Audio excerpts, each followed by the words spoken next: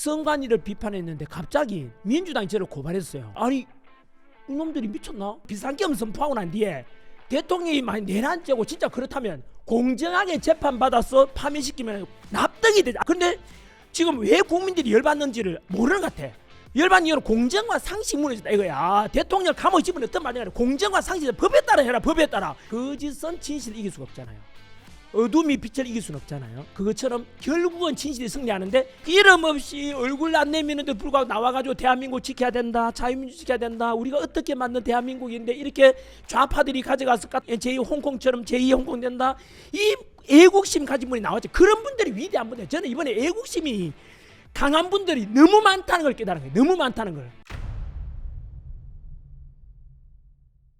지금 탄핵 반대에 왜 목숨을 거셨나요? 인사하고 시작하시죠.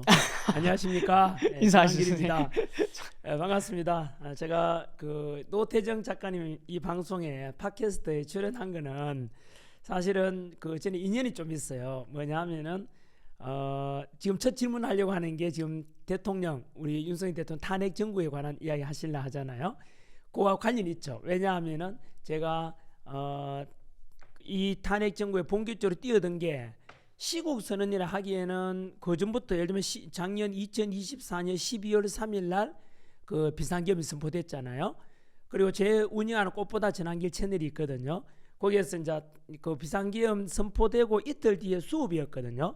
그 수업 중에 이제 일부를 올렸는데 그때 제목이 비상계엄은 미친 짓이다 이거였어요. 그래서 그게 이제 첫 번째 신호탄이 되거든요. 그렇게 될 줄은 몰랐죠. 지금처럼 될 줄은 전혀 예상지 않았는데, 그러고 나서 이제 한 며칠 지나가지고 진행되는 거 보니까 약간 뭔가 고개 갸우뚱했거든요. 처음에 비상계엄은 미친 짓이라 했지만은 시간 지내면서 보면서 탄핵 정부로 대통령에 대한 그 국회에서 탄핵안이 가결되고 하면서 제가 그 와중에 뭘 보느냐면 비상계엄을 왜 선포했지 갑자기 미친 짓이라 했는데 알고 보니까 점점점 드러나지 않습니까? 지금이야 많이 드러났지만은 뭐 민주당의 탄핵 완전히 폭거적으로 29번 결과론적으로 예산 일방적인 삭감, 그리고 대통령은 왜 탄핵, 그것도 있지만은 부정선거에 대한 의혹, 선관위에 관한 문제, 그리고 그 당시에는 이해가 안 됐거든요. 반국가 세력이라는 표현은 쉽지 않잖아요. 같은 대한민국 안에서 저런 표현이 누굴까? 좀 지나친 거 아닌가 했었고, 그리고 이제 그러는 와중에 이제 비상계엄에 대한 사항을 점점 알게 됐죠. 그리고 지금은 이제 윤석열 대통령에 대해서 제가 거의 100%까지는 아닐지라도 이야기 됐잖아요. 그래서 제가 그 비상계엄과 탄핵 정부 속에서 그전에도 물론 그랬지만 언론 보도가 좀 편파적이라는 게 확 느껴졌어요. 완전히 민주당 목소리만 내주는 방송이 막 있고 이렇게 하거든요. 언론 자체가 공정하게 보도를 안 한다. 이러면 안 되는데, 저는 언제나 제 모든 삶의 기준 자체가 인생 10계명 중에 10번째도 대장부는 소인배와 논하거나 싸우지 않는다. 오늘 하루도 다른 사람을 위해서 무엇을 할 것인가 이런 묻고 시작하거든요. 매일. 선생님 인생에 10계명이 있으세요? 네, 이따가 꼭 공부를 해주세요. 네네, 인생 10계명 그 여쭤보겠습니다. 네네. 그래서 10번째를 물으면서 뭐냐면, 제가 제 인생이 좀 남들보다 독특한 약간 가난한 농부의 아들이었다가 대구에서 수능 강사로 스타 강사가 돼가지고 짧게 반짝 돈 벌었어요. 그래가지고 대구에 제일 큰 학원하고 출판사를 차리고 학원을 인수했거든요. 그러다가 경영을 제가 못해가지고 그래서 실패했죠. 그 뒤로는 이제 사업하시는 분이나 자영업 하시는 분이나 굉장히 이제 다들 대단하고 존경하거든요. 왜냐하면 경영은 쉽지 않다는 걸 제가 직접 해봤기 때문에. 경험을 해보시니까요. 네, 그래서 학원도 실패했고 출판사도 부도나고, 학원 실패가 너무 컸어요. 덩치가 컸거든요. 그래서 빚이 한 20억 졌잖아요. 그래서 이제 밑바닥 생활 10년 했거든요. 신불자 생활. 집도 월세 떼지고 자동차도 막 채권자 가져가고. 그러다 노량진에 와서 공무원 강의를 시작했잖아요. 대구에서 하다가 이제 서울로 혼자 올라왔거든요. 그럼 그때 이제 수능에서 공무원 강의로 또 전향을 하신 거예요. 네. 그래서 뭐 이러다 보니 제 이야기가 나와버렸는데 빚이 많았거든요. 그 학원이 워낙 컸어요. 강사하고 직원 수가 105명이었어요. 대구에서 제일 큰 학원이었어요. 기업이었네요. 네. 그래서 이제 원래 덩치가 큰 만큼 이제 또 그 살리려면 돈을 많이 빌려왔을 거 아니에요. 잘 안 되는데, 그러니까 단위수가 달라져서 다 정리하고 난 뒤에 그다음 3년 만에 접었는데 3년 반 정도 남는 빚이 25억이었거든요. 25억은 너무 크잖아 개인한테는요. 그렇죠. 왜냐 그 당시에 그 학원이 크고 건물도 10층이었거든. 학원이요. 통째로 1, 2층만 까싸미야 그 당시 가구 좀 쓰고 3층부터 10층까지 썼는데 그래서 돈을 잘 빌려준 거죠. 덩치가 크니까. 그 정리하고 나니까 빚이 너무 많았잖아요. 그래서 제가 이제 서울로 노량진에 공무원 강의를 전향했잖아요. 그래서 이제 진짜 기적적으로 뭐 안 믿는 사람은 안 믿겠지만 저는 기적을 경험했기 때문에 하나님이라는 이제 이름을 딱 갖다 주면 퍼즐을 갖다 붙이면 다 맞아 들어가거든요. 그 노량진에 올라와서 기적적으로 제가 또 이제 그 부활하면 뭐죠 재기하거든요. 그래가지고 이제 빚 다 갚고 그리고 이제 이게 나오다시피 이제 일타 강사도 되고 노량진에 와서 그러면 이제 제가 빚바닥에 있을 때 이제 물론 그 전에도 늘 그렇게 살아왔지만은 빚바닥에 있을 때 하나님께 기도하기를 하나님 아버지 제 빚만 다 갚고 죽게 해주세요라고 했거든요. 왜냐하면 빚인 상태에서 죽어버리면 남한테 고통을 주는 거잖아요. 그러면 안 태어나는 게 더 나았지 않냐 하나님께 그렇게 이야기했어요.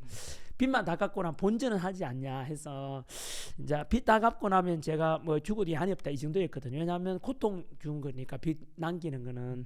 그런데 실제로 빚을 이제 다 갚고 집도 사고 그죠? 집도 있고 이제 가족들도 아이 상처 없이 둘 잘 키워냈고 가정도 정상화됐고 그래서 이제 그러고 난 뒤에 제가 어느 순간 제가 이제 그 기도했던 내용과 다르게 너무 내 개인 이기적인 이익을 위해서 하는 것 같았어요. 그러면서 인생 십계명이 늘 제가 이야기하는 게 이제 노량진의 공무원 수험들 때문에 이제 제가 돈 벌어서 빚 다 갚았잖아요. 그럼 저한테 은혜 준 거는 수험생이잖아요. 수능 강사 12년 했거든요. 공무원 강사 14년 했거든요. 그 제자들 덕분이었잖아요. 제가 존재하는 거잖아요. 그 제자들이 없었으면 돈도 못 벌었을 건데 그래서 제가 이들을 위해서 무엇을 할 것인가 늘 생각했거든요.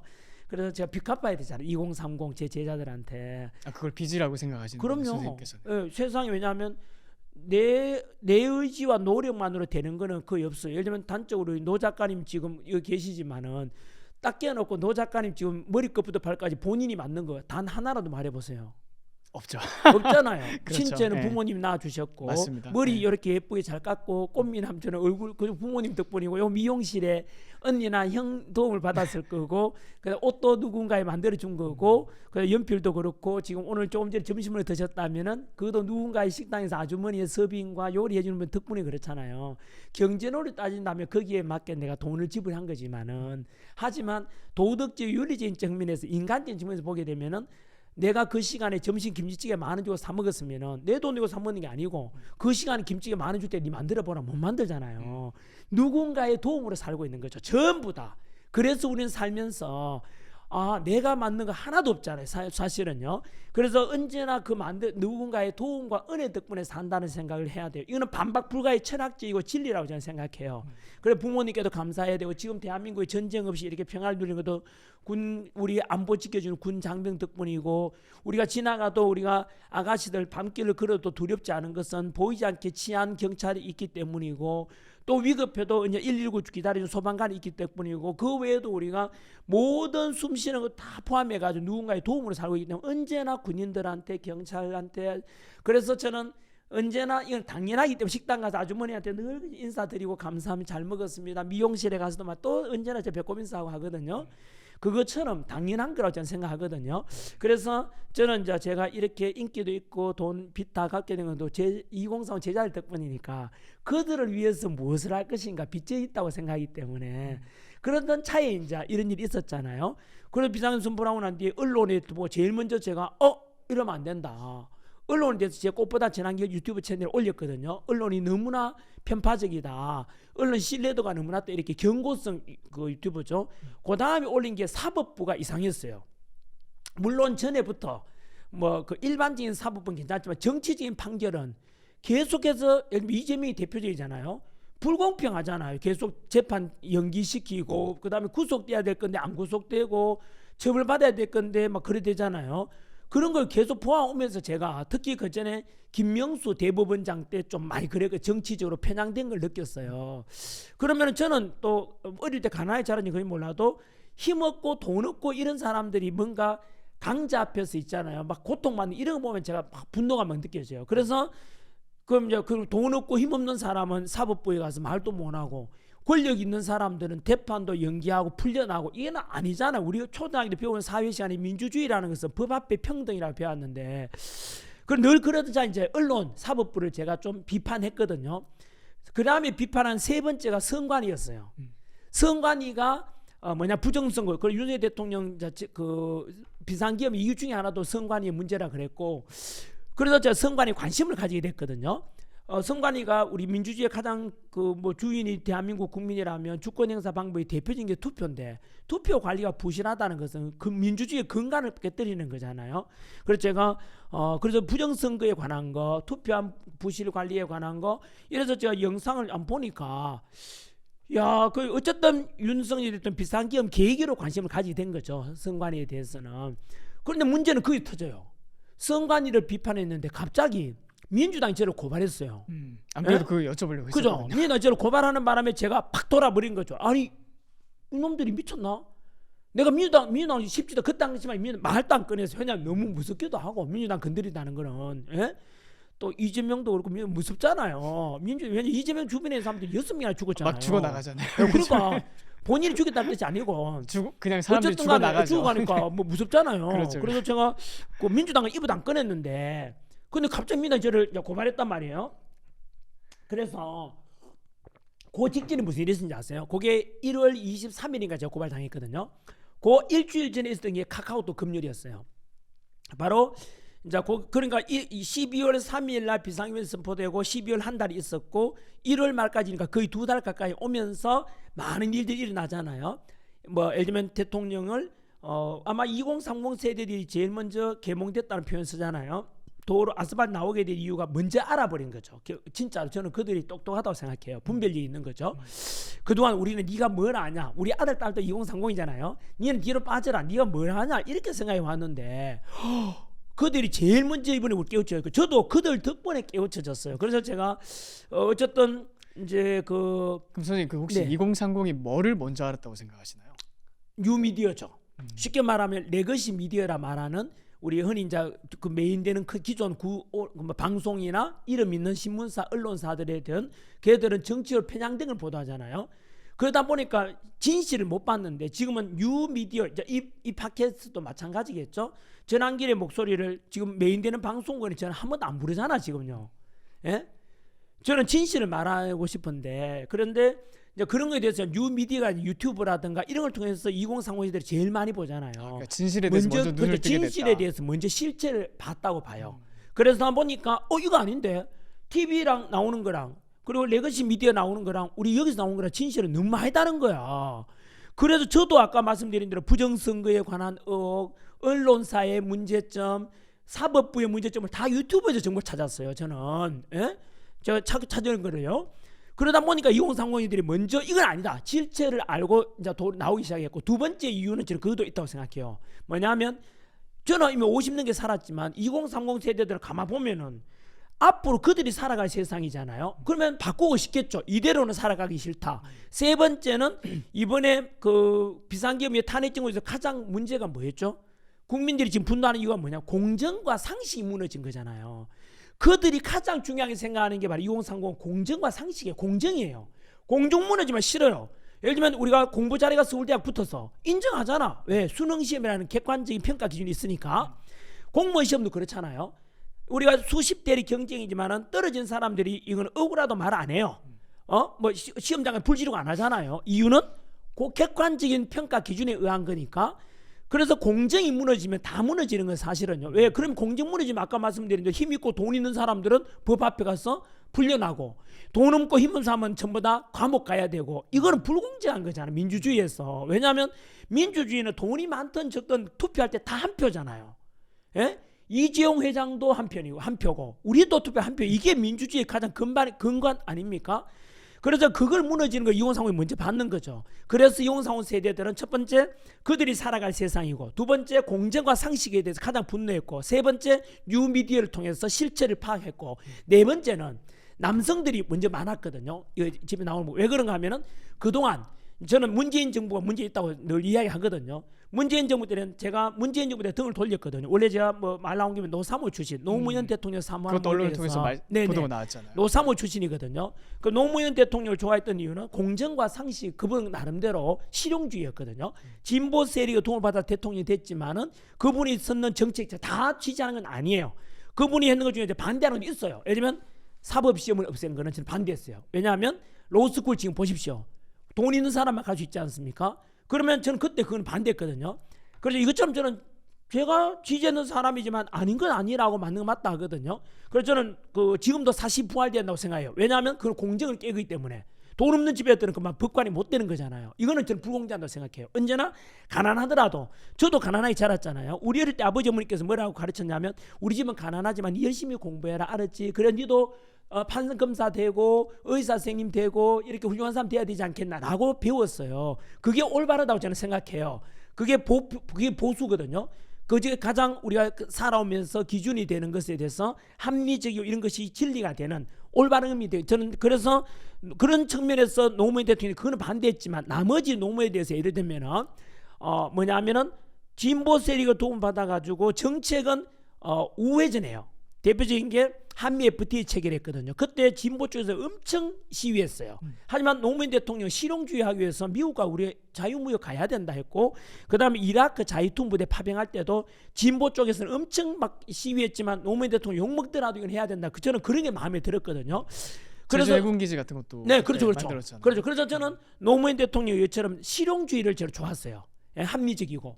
그런데 문재인 대통령은 노무현 친구지만은 문재인은 물론 노무현 대통령이 그 말했죠. 친구인 문재인 너는 대통령 하지 마라 그랬고 정치하지 마라 그랬거든요. 왜냐하면 이미 친구가 제일 잘 알 거 아니에요. 참모 스타일이 있고 지도자 스타일인데 노무현은 리더 스타일이라면 문재인은 참모 스타일이라 대통령하면 안 돼요. 그런데 의부지로 대통령 됐잖아요. 저는 그때 이미 위험하다 생각했어요. 왜냐하면은 문재인은 어떤 뭐 청와대 민정수석이나 하고 뭐 비서실장 하고 이런 거는 적합해요. 하지만 리더는 다르거든요. 그런데 어쩔 수 없이 박근혜 대통령이 탄핵되는 바람에 의부지로 대통령 돼버렸잖아요. 문재인은 가장 쉽게 대통령 너무 쉽게 돼버렸죠. 네. 2달 만에 대통령 선거 치러야 되니까. 그런데 문재인 정책은 노무현이랑 완전히 달라요. 완전히 좌클릭하거든요. 좌회전해버려요. 지나친 중국인에 대한 친중적인 정책이라든가 북한에 대해서도 지나친 뭐 이런 정책들이라든가 특히 제가 완전히 돌아선 이유는요. 저는 원래 아까 말씀드린 국민 상식적이고 이런 걸 좋아하거든요. 근데 완전히 갈라서게 된 이유는 제가 제 죽을 때까지 잠깐만요.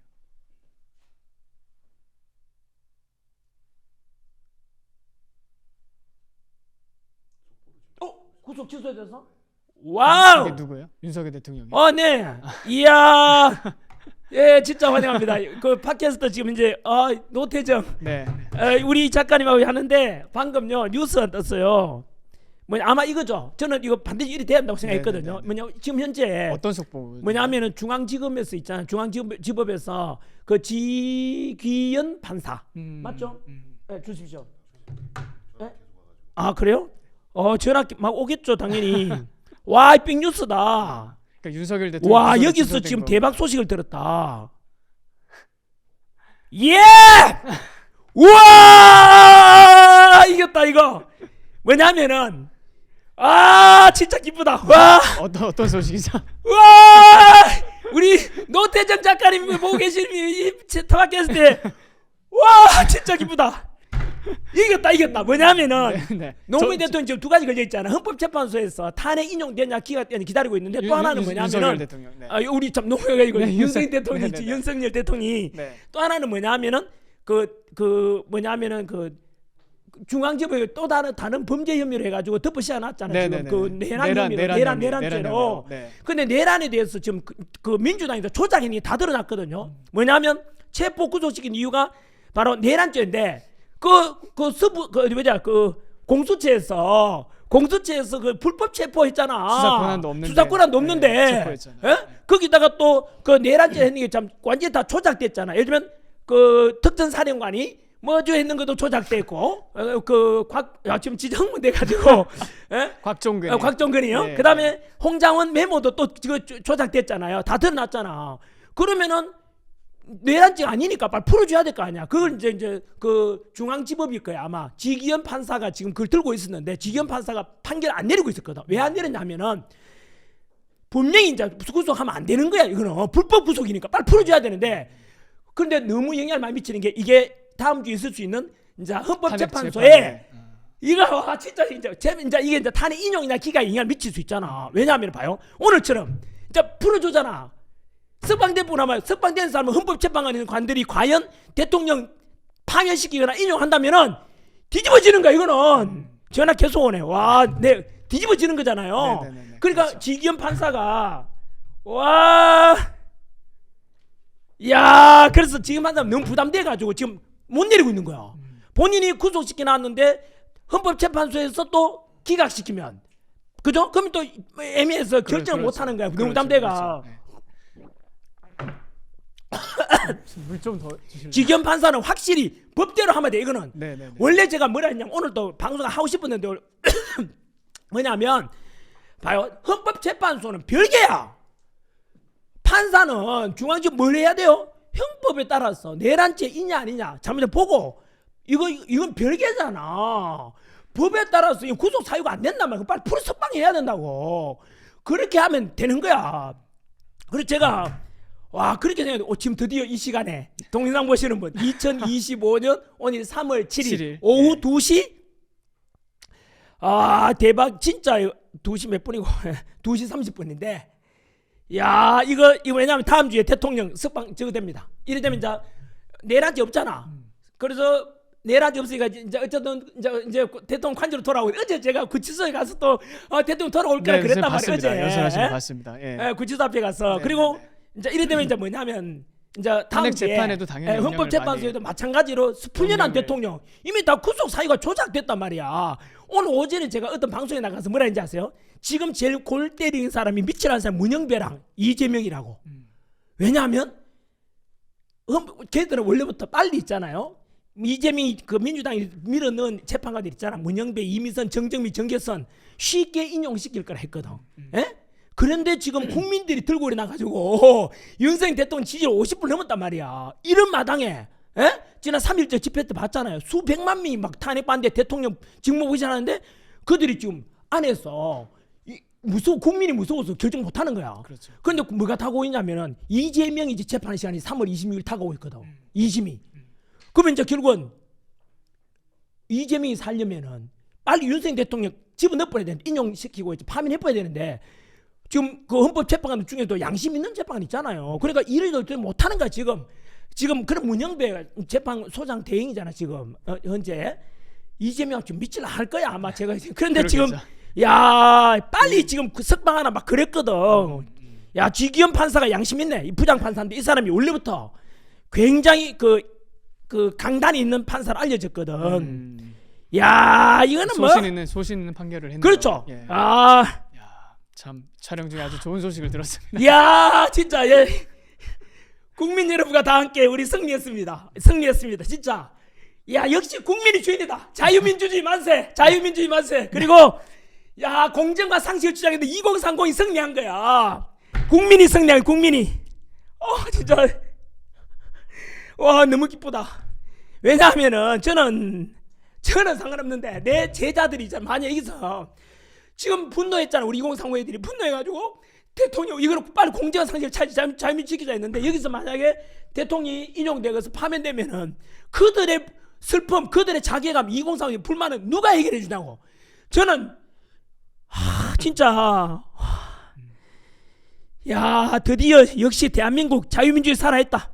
우리 국민들이 이겼습니다. 국민이 이겼죠. 국민이 불공정과 불법과 법치를 무너뜨린 민주당에 대한 이재명에 대한 이런 것에 대해서 국민이 승리한 겁니다. 야, 대한민국 만세, 민주주의 만세입니다. 자유민주주의, 대한민국 살릴 수 있다. 진짜 너무 기쁜 소식. 너무 기쁩니다. 네, 야, 네. 진짜 제가 최근 몇 년사 이렇게 기쁜 소식이 처음입니다. 야, 지기현 판사님 감사합니다. 감사합니다 진짜. 그리고 다음 주에 있을 헌법재판관들도 마찬가지로 제가 이야기했잖아요. 이러면 헌법재판관 중에 아까 말씀드린 문영배, 정계선, 이미선, 정정미 이런 애들이 살 수 있는 방법이 있어. 만약 그들이 탄핵 인용하면은 파면시키면 못 살아. 대한민국에서 국민들이 들고 나잖아요. 살 수 있는 방법이 뭐냐면 탄핵을 각하시키면 돼. 각하시켜버리면은 이제 뭐냐면 기각도 아니고 각하시켜버리면, 그러니까 애초에 구성 그렇죠. 요건이 구성 요건이 없다라고 탄핵 소추의 말하면 탄핵 심판에 대한 구성 요건이 안 되기 때문에. 왜냐하면 그럴 이유가 10가지가 있어. 그거는 저는 법 전문가 아니니까 허영 교수님이랑 헌법 최고의 전문가분 그분께서 말씀하셨거든. 뭐냐면은 10가지의 위법 사유가 있다. 지금 이런 상태에서 대통령이 인용한다고 그러면은 헌법재판소는 가루가 되어 사라질 것이라고 그 교수님 표현했어요. 그러니까 애초에 허영 적법 교수님이. 절차에 그렇죠. 따라서 진행된 게 아니기 그렇죠. 때문에 그냥 우리가 각하시더라. 지금 열받는 게 뭐냐면 비상계엄 선포하고 난 뒤에 대통령이 많이 내란죄고 진짜 그렇다면 공정하게 재판받아서 파면시키면 납득이 되죠. 아까 이야기했잖아요. 공무원 시험이 납득이 되잖아. 그런데 지금 왜 국민들이 열받는지를 모르는 것 같아. 열받는 이유는 공정과 상식 무너졌다 이거야. 대통령 감옥에 집어넣으면 어떤 말이냐. 공정과 상식 법에 따라 해라. 법에 따라. 근데 공수처도 불법, 이 서부지법도 불법, 영장판사 불법. 그러다 자 지금 와 진짜. 그리고 좀 헌법재판관도 지금 벌써 10가지의 위법이잖아. 이것도 분노를 못 참지. 그래서 그리고 이제 이 속에서 있잖아요. 이제 각하시켜 버리면은 그들 또한 마찬가지로 좌편향적이고 개인적인 문제가 많고 문영배 문제, 도덕적 문제 이만저만 문제가 아니에요. 지금 오늘 새로 드러난 게 알아요? 문영배하고 정정미가 국가 예산으로 12억짜리 전세에 살고 있대요. 우리 국민의 세금으로. 예? 그게 아까 그 TV에서 오픈된 거예요. 그건 처음 듣는 얘긴데요. 오늘 그러니까 이제 오늘 그래가지고 그들의 모든 문제까지도 그나마 용서받을 수 있는 게 지금 국민들의 이 분노를 사그라줘야 되는 거야. 그게 바로 각하야, 각하. 헌법 구성 요소가 안 되니까, 탄핵소가 안 되니까 각하시키면은 왜 되냐? 첫째 국가가 유지될 수 있고 민주화. 그다음에 두 번째 통합도 될 수 있거든요. 왜 통합되느냐 봐요. 탄핵 찬성하는 쪽에서는 민주당과 이재명 쪽 마찬가지로 이들은 어떻게 통합될 수밖에 불만이 없는 이유가 뭔가 하면 그렇게 빨리 문영배나 이런 통해서 압박을 넣었잖아. 빨리 대통령 파면시키라고. 이재명 꼭 감옥 가야 되니까 잘못하면은 했는데도 불구하고 각하가 되면 어떤 생각이 들겠어요? 국민들도 야 오죽 구성 요건이 안 됐으면 이렇게 압박 넣고 이렇게 문영배가 이재명하고 이렇게 해가지고 말 듣고 진행했음에도 불구하고 어쩔 수 없구나라고 이제 이거는 절차상 문제가 있었구나. 적어도 민주에 대한 저 양심 있는 사람들은 다 받아들일 거다 이 말입니다. 저 말은. 그러면은 저는 이게 가장 바람직한 방법인데 다음 주에 그런 탄핵 심판 이제 14일 일주일 뒤에 있을 거잖아요. 지금 오늘이 7일이니까 예상했는데 일주일 앞두고 지금 바로 지규현 판사가 용기 있는 거죠. 이거는 지규현 판사인데 이거는 손가락 질 사람 한 명도 없습니다. 왜냐하면 법에 따라서 내란죄가 안 되거든. 예? 그리고 지금까지 민주당에서 덮으신 게 뭐냐면 비상기업 있고 내란으로 덮으시웠잖아. 계속 선동했잖아. 내란이 다 조작으로 드러난 거야. 지금 이거 앞으로 이거는 큰일 났어요. 민주당에서 밝혀진 게 어제였잖아. 어제쯤에 또 밝혀졌잖아. 뭐냐면 그 특전사령관 곽종근이 있잖아요. 진술했는 것. 국회의원을 끌어내가지고 비상기업 해제 못하도록 대통령이 명을 했다는데 그 거짓말 드났잖아. 김병조 의원하고 박선원하고 그 부성찬 의원이 그 특전사령관 회유했는 게 좀 육성으로 나오는 거야. 그러니까 이거는 뭐냐? 우리 2030만의 승리 아니고 진실의 승리인 거야. 제가 우리 전환기를 맞춰 이거 뭐 하는데 위험 있잖아요. 부담 이거도 저거야. 지금 누르면 경찰 바로 튀어와요. 바로 튀어와요 이거. 그게 경찰 호출 스마트워치예요. 스마트워치예요. 이거 왜 하는데 이거? 제가 위험과 욕먹하면 하는 이유가 실제 협박도 받으셨어요? 그럼요. 테러도 한다 그랬잖아요. 테러를 한다. 이런 속에서 뭐가 승리했냐면 공정과 상식이 진실이 승리한 거야. 전환기가 부르짖는 게 뭔데요? 진실을 말하러 나왔잖아. TV에서 말 안 해주는 언론사들 거짓 보도하고 가짜 뉴스만 하는 걸. 그러면 이거 뭔가 하면 내가 이 말에 거짓은 진실을 이길 수가 없잖아요. 어둠이 빛을 이길 수는 없잖아요. 그것처럼 결국은 진실이 승리하는데 민주당에서 지금 조작하고 거짓말하는 게 다 드러나는 거야. 결국은 이거 진실의 승리인 거야. 이거는 전 세계적으로 한번 두고 기록이 남을 기억이 있잖아요. 기록될 만한 이야기야. 이거는. 와, 윤석열 대통령님 그동안 고생했습니다. 꿋꿋하게 윤석열 대통령께서 맞서 싸워줬기 때문에 이거는 진짜 승리했구나. 내일을 우리 그 여의도 집회 있잖아요. 내일 축제 집회가 되겠네. 내일은 승리했다. 네네네. 참 기쁜 소식입니다. 정말. 이 이야기 원래대로 돌아갈게요. 네네네. 원래 전환기 왜 나왔냐? 그럼 우리 둘이가 어떻게 됐냐면, 그래 제가 이제 민주당이 제가 선관위를 비판해 민주당 고발했잖아요. 그리고 제가 2030 세대를 위해서 제가 나오게 됐다 그랬죠. 왜냐하면은 그때 카카오톡 검열이 있었고, 그 다음에 여론조사 협박하고 이재명이가 이거는 민주당의 모습 아니잖아요. 표현의 자유를 막는 거잖아요. 그래서 제가 어떻게 했냐면 이러다가는 전환길이 고발당할 정도면 힘없고 돈 없는 내 제자들은 2030 세대들은 그냥 끌려가는 거죠. 이틀만 당하고 그때 이미 그 몇 개 있잖아. 극우 유튜브라고 해서 고발했잖아. 이미 민주당에서 극우라는 거죠. 지금 전환길 보고도 극우래. 다 거짓말이야 그거. 극우가 아니에요. 극우라면은 옛날 히틀러 나치즘처럼 폭력성을 동반하는 게 극우거든요. 극우 단체 막 이러잖아. 근데 전환길은 아시다시피 저는 폭력도 싫고 테러도 싫고 싸움도 잘 못해. 저는 싸운 적도 없고. 그래서 저는 언제나 평화야. 지난번에 우리 6번 집회가 있었잖아요. 광주, 대구, 그다음 부산, 그다음 대전까지 서울까지. 한 명의 부상자도 한 명도 유혈 사태 이런 게 없잖아요. 저는 평화를 사랑해요. 언제나 광주 가도 사랑합니다 이랬잖아요. 그게 제가 크리스찬으로 성경적인 예수님의 가르침이잖아요. 사랑하라, 그리고 화평케 하는 사람이 되라, 온유하라 이런 거잖아요.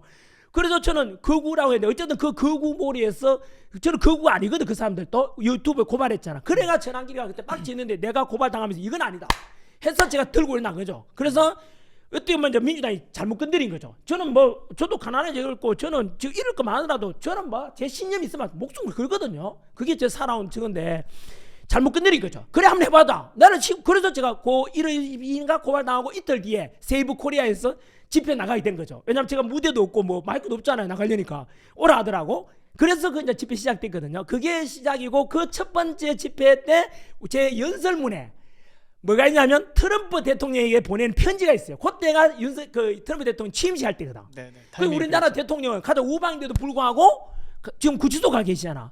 너무 안타까워가지고 트럼프 대통령한테 호소하는 거죠. 사실은 트럼프 대통령이 우리 대통령이 이렇게 갇혀 있다. 하지만 우리나라 민주주의 승리할 거다. 우리 스스로 해결하겠다 그랬거든요. 그래서 꼭 우리 대통령 직무 복귀하면 빠른 시일 내에 정상회담하고 언제나 우리를 미국에 대해서 감사한다. 6.25 이래로 70여 년간 전쟁 없었던 이유가 주한미군 덕분 아니냐. 주한미군도 감사하고 미국한테도 너무 감사한다는 그 편지를 제가 썼어요. 근데 동상 보시는 분 이제 그거를 트럼프 대통령은 한글을 못 하잖아. 영어로 번역해야 될 거 아니에요. 그래서 제가 영어 동영상을 이제 번역문을 하는데 그 번역을 제가 아는 분한테 부탁했는데 그 번역했는 사람이 누구냐? 바로 노태정 작가님입니다. 그래서 제가 물어봤죠. 아니 이 노태정 이 사람이 이거 영어 잘하나니까 와, 뭐 번역본 책도 내고 엘리트 중에 엘리트를 하더라고. 그래서 제가 진짜 영어 그래서 영어 번역해 주신 분이에요 이분이. 그래서 저는 노태정 작가님을 그 보고 감동했고 그럼 이제 이거 방송 몇 개 봤잖아요. 그 얼굴이 이미 어떤지 아세요? 제 관상은 좀 촌놈이고 막 있잖아요. 억울한 현대 많은데 그 해맑아. 노 작가님은 이미 얼굴에 선함이 있잖아요. 이게 깔려 있어. 얼굴도 물론 막 영화 배우 공유 닮았잖아. 오늘 너무 꽃미남이죠, 꽃미남. 너무 좋은 말씀을. 진짜 꽃미남이 불어로 뭔지 아세요? 꽃미남 불어로 시벨롬이야. 그래서 제가 시벨롬 장에 시벨롬이 불어로 꽃미남이에요. 그래서 전환길이 가면은 시벨롬 그래서 그 유튜브 채널에도 그 자막에 시벨롬이라 하는 게 시벨롬 불어로 실제 꽃미남이에요. 그리고 전환길이 욕하는 게 아니라 시벨롬 그만 하잖아. 그거는 꽃미남 이런 뜻이에요. 시벨롬이 욕이 아니고 꽃미남이죠. 네. 뭐 벌써 오늘 진짜 3월 7일 2025년 3월 7일은 대한민국 역사의 길이 남을 있잖아요. 날이 될 겁니다. 네. 거기 현장에 지금 노태정 작가님이 계시는 이곳에 지금 이 소식을 들었습니다. 저도 정말 감회스럽습니다. 지금 그만 이거 스마트폰 갖다 주시는 분도 제 경호해 주시는 분이에요. 네, 지금 안 그래도 저기 두 분 이렇게 아주 건장하신 분이 난리 났어. 지키고 계시거든요. 옆에서. 지금 그러면 이 판결이 그러니까 윤석열 대통령이 이제 그 이렇게 풀려나신 게 앞으로 탄핵 재판과 전국에 어떤 영향을 줄 거라고 아까 말씀드린 대로 100% 제가 말씀드린 각하 아니면 기각되게 돼 있어요. 100%입니다. 이거는 왜냐하면은 이거는 만약에 이름에도 불구하고 내란이 무죄라는 거잖아. 풀려났잖아요. 구속 사유가 없어. 그럼 대통령을 탄핵시키는 80%가 원래 그 내란이라 그랬거든요. 그게 주요. 근데 내란이 지금 무죄가 되었잖아요. 민주당이 조작했잖아. 저는 민주당 지지하는 사람한테 묻고 싶어. 우리 80년대 민주화 운동할 때 그 당시에 고문하고 그다음에 막 조작하고 있는 것은 그 당시에는 권력을 가진 그 전두환 정권이었거든요. 근데 지금은 조작하고 거짓말하는 게 누구냐? 민주당인 거야. 왜냐? 가장 힘 있는 집단이 됐다는 뜻이야. 그러니까 29번의 탄핵 최상목 대행보고도 탄핵이 막 협박하잖아. 이거는 거는 그러니까 제가 광주시에 가서 광주 그때 집회 갔을 때 광주 시민들이 그 당시에 나왔을 때 민주당에서 동원했는 사람들 우리가 세 배가 더 많이 왔거든. 경찰 추산으로. 왜 그럴까? 그 3.1절 나도 이재명하고 민주당이 다 나와라 했는데 10분의 1밖에 안 되잖아요. 탄핵 반대. 왜 그럴까? 국민들은 이미 알아버린 거 이제는. 광주 시민들 알아. 이거는 원래 민주당의 모습이 아닌 거야. 지금 민주당 모습은 민주당이야. 더불어 독재당, 더불어 협박당, 더불어 조작당이야. 이걸 알아버린 국민들이. 예전에는 이게 통했어. 왜? 민주당 끈아플 때는 언론들 있잖아요. 뭐 방송 있잖아. 그런 사람들은 그 세뇌가 돼가 시청자들은 가스라이팅 당해서 민주당 하면 무조건 오 이래 되거든. 이제는 2030을 비롯해서 유미디어 이런 진실을 알아버리니까 절대 민주당 이제 그거는 거짓말인 걸 알아버린 거야. 그럼 이제는 앞으로 민주당을 두고 보시면 알 건데 이번에 석고 대지하지 않거나 국민들한테 또 다시 밀어붙이기 하잖아요. 그럼 민주당 이 땅에서 설 자리가 없어.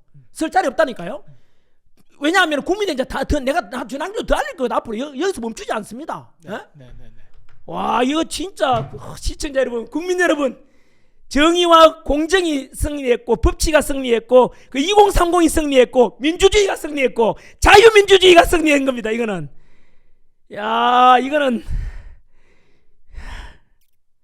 지금 유튜브도 전환기를 막 뜨네요. 전환기를 진심이 통했다 막 하면 제가 통한 게 아니고요. 우리 2030 세대들이 주인공이고 저는 그냥 머슴이죠.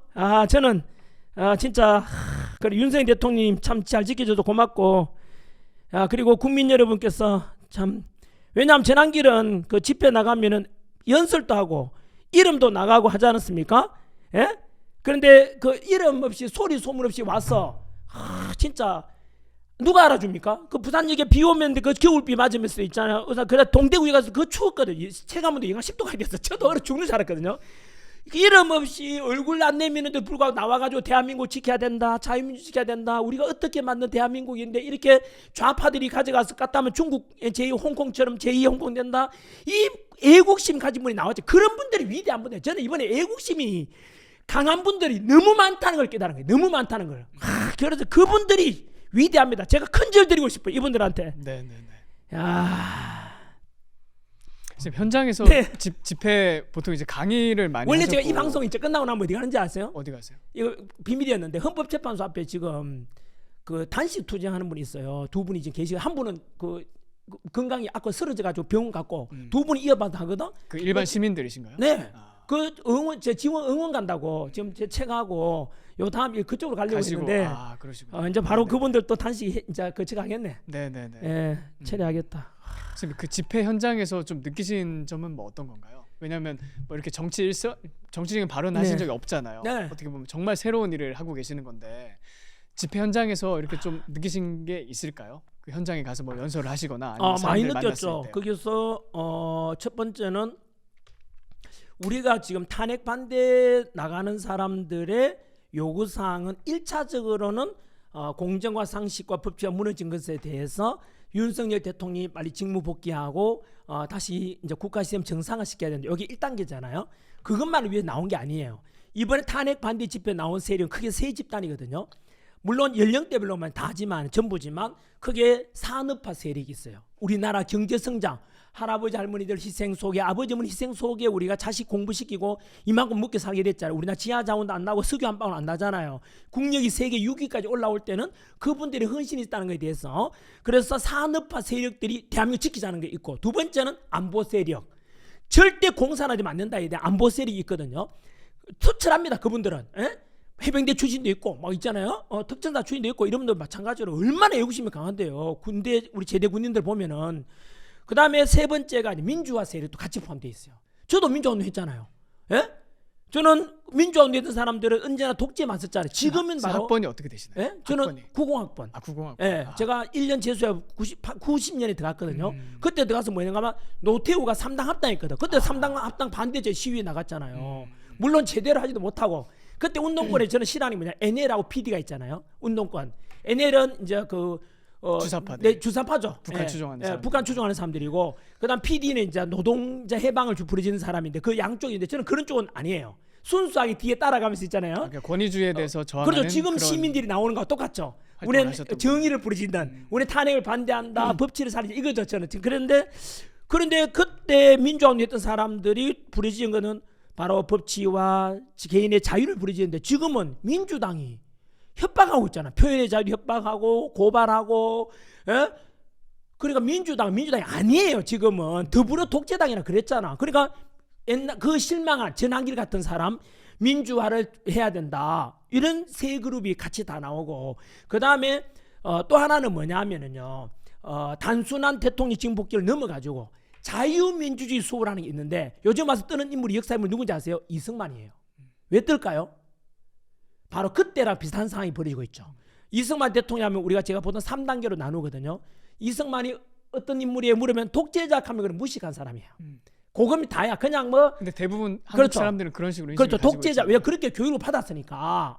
민주화 세리 그렇게 가르쳤거든. 박정희도 독재자를 배웠죠. 요즘 와서 이제 박정희 재평가돼서 무슨 소리냐라고 해서 이건 바뀐 거예요. 90년대까지 안 그랬어요. 박정희 하면 독재자 이랬다니까. 이승만도 독재자 이러거든요. 그게 전부 다 무지한 소리예요. 역사적으로 그렇게 배워서 그렇고 특히 정조조로부터 있잖아요. 그래 됐다고 저는 생각하는데 근데 왜 그런가 이승만이 했던 것 중에서 1단계는 독재자고 2단계는 뭐냐 하면 조금 더 공부하면 우리 전부 다 소장농이 80%였는데 땅 나눠 준 사람이 이승만이에요. 농지개혁. 우리 일제강점기 다 소장농이었잖아요. 대부분 다. 땅 나눠 줬잖아.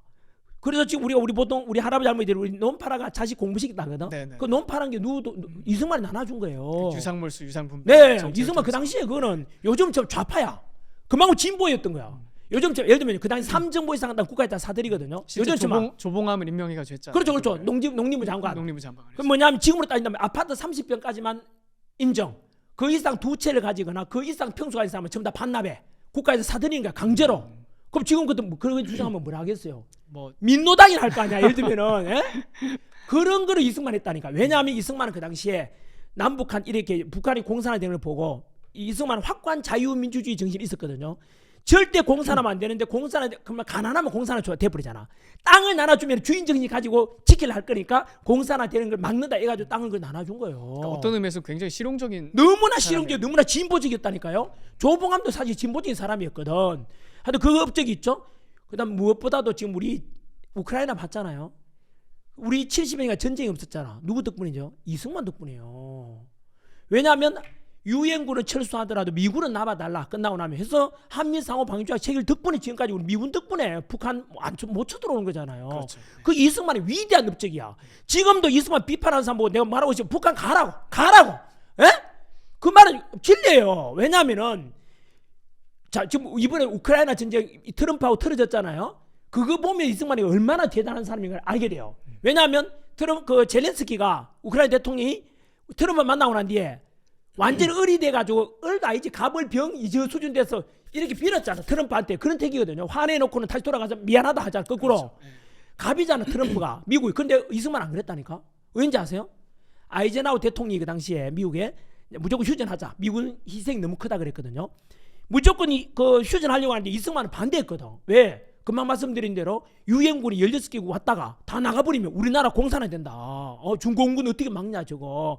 그래서 우리는 휴전 못하겠다 했거든. 그리고 방공포로 석방하고 막 그러니까 미국이 이승만 죽이려고 했다니까. 제거 작전하다 실패했거든. 실패하니까 이제 어떻게 되겠어요? 이승만 보고 미국이 소원을 말해봐요. 프레지던트 이랬잖아요. 그래서 이승만이가 두 가지 요구하죠. 우리나라 전쟁 3년간 치면서 완전히 경제 다 파괴되고 먹을 것 없다. 경제 원조해달라. 무상 원조를 어떠네요.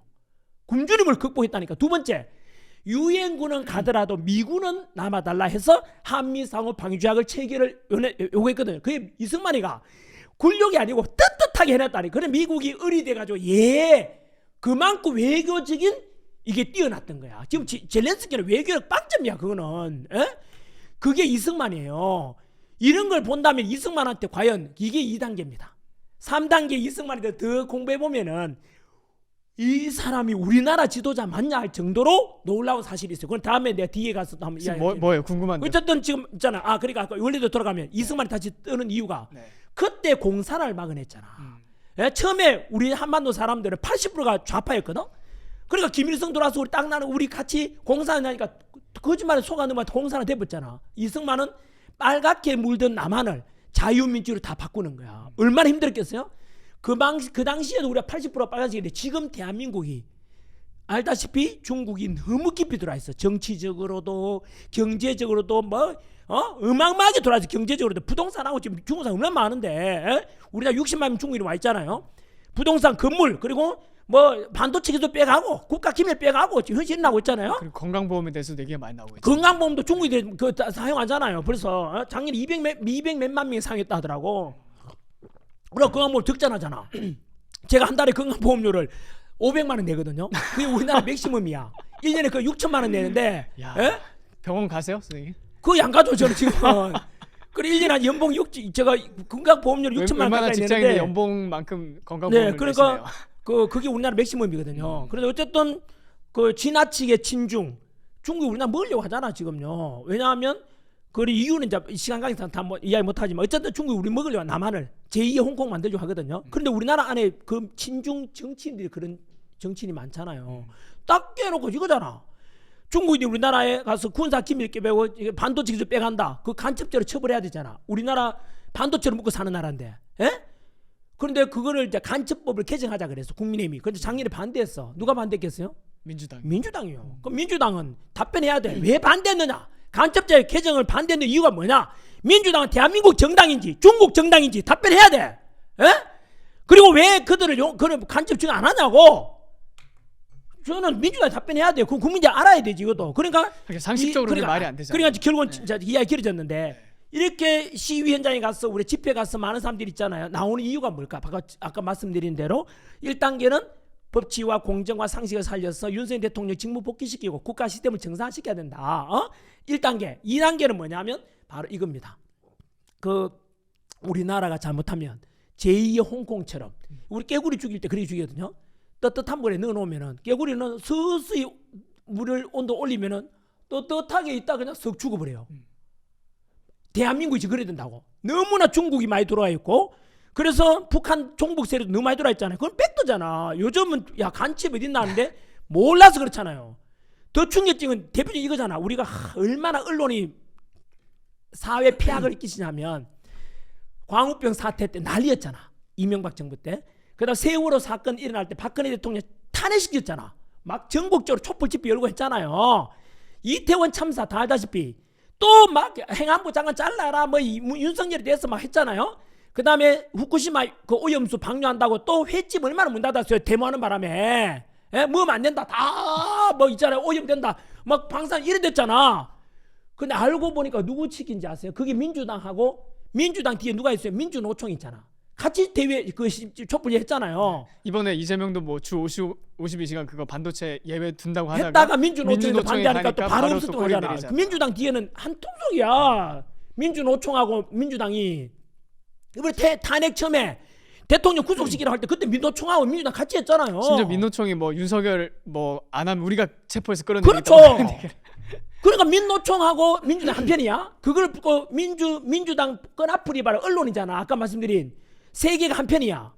그 뒤에 누가 있느냐 하면은 민주노총 안에 간첩이 잡혔잖아요. 15년이가 선고나 그 이번에 대통령 변호인단의 김계리 변호사가 그 오픈해 버렸잖아요. 보니까 북한 지령문인 거야. 북한 지령문에 뭐 나왔냐면 이태원 참사 이것을 가지고 촛불 집회랑 연계해서 국가를 혼란에 빠뜨려라. 이게 북한 지령문이야. 거꾸로 돌아가면 어디 되죠? 북한 지령문을 받은 게 민노총이고 민노총은 그래서 간부는 간첩들이야. 민노총 뒤에 누가 있었죠? 민주당이 있는 거야. 결국은 이게 한 건 한 뿌리잖아. 이래서 윤석열 대통령이 반국가 세력이라고 말한 게 이거야. 저 처음에 이거 모를 때는 야 좀 심한 거 아니야? 요즘 세상에 간첩이 어딨냐? 아니라고. 그래서 이승만 대통령이 그 당시 했던 거랑 비슷한 게 뜨는 거야. 그래서 제가 윤석열 대통령이 집회 나갔잖아요. 제2의 건국해야 된다는 바로 이겁니다. 시스템을 고쳐야 되거든요. 그러니까 윤석열 대통령이 이승만하고 비슷하게 비춰지는 거예요. 지금. 그러니까 지금 이것이 다 드러나니까 그럼 지금 미치라 하는 사람 누구였어요? 민주당하고 이재명이야. 거짓말이 점점 드러나는 거야 지금. 에? 국민들은 알아버렸고 그게 지금 이제 현실이죠. 그래서 아까 말씀드린 거짓선 진실을 이길 수 없는 거죠. 선생님 아까 이승만에 대해서 뭐 저도 너무 관심이 많아서 뭐 존경하는데 두 번째까지 얘기하셔서 세 번째는 약간 좀 주저를 하셨어요. 네. 그러니까 이거는 시간이 너무 많이 걸려가지고 네. 얘기는 못한다. 잠깐 맛배기만으로도 해드릴까요? 얘기를 해주시죠. 네. 야 이거는 들으면 국민들은 오? 라고 할 건데 이승만은 성견지명 선지자야 예언자야 4개 5개를 예언해내요. 전한길이 저 새끼 미쳤냐? 이승만 찬양하고 있네. 자 시청자 여러분 국민 여러분 팩트만 이야기해요. 저 지금 다 팩트 이야기잖아요. 제가 뭐 거짓말할 때 뭐 있어요? 제가 이승만한테 돈 받은 게 있어요? 뭐 있어요? 예? 내가 이승만 칭찬해가지고 뭐 남는데 팩트도 역사 강사잖아. 왜곡하면 안 되죠. 그는 옛날 그 돌아가지 아베 일본 총리처럼 역사 왜곡하면 안 되죠. 역사 강사잖아요. 첫 번째 이승만의 성견지명이 뭐냐면 이승만이가 원래 정치범으로 감옥에 갔어요. 20대 24살 때 한성 감옥 갔거든요. 그때 왜 갔는지 아세요? 그... 그때가 독립협회라고 들어보셨잖아요. 우리 국민들. 그런 독립협회 만민공동에 가서 뭘 주장했냐. 이승만은 우리나라도 민주주의로 가야 된다 그래. 왜냐하면 이승만은 배지학당 출신으로서 아펜젤러 선교사님 여러 선교사님들 이미 우리나라가 이제 서양에 대한 민주주의를 먼저 알아버린 거야. 그러다 보니까 독립협회가 우리 역사 가르친 내용이잖아요.